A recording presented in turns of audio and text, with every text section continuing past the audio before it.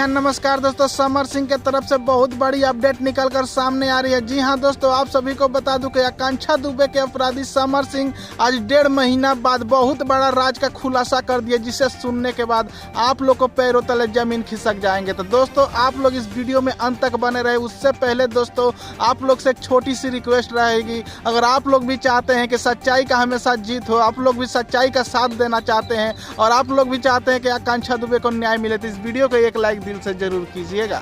दोस्तों आप सभी को बता दूं कि आकांक्षा दुबे के अपराधी समर सिंह को गिरफ्तार कर लिया गया था और अभी भी जेल में बंद है। और इतना दिनों में समर सिंह ने कोई भी राज का खुलासा नहीं किया, लेकिन आज समर सिंह ने बहुत बड़ा राज का खुलासा कर दिया है। आकांक्षा दुबे जिस होटल में रुकी थी मेरे साथ और 2-3 आदमी वहां पे गए हुए थे। तो दोस्तों आप लोग कमेंट में अपना राय विचार जरूर दें कि आकांक्षा दुबे के अपराधी समर सिंह को सजा मिलनी चाहिए कि नहीं।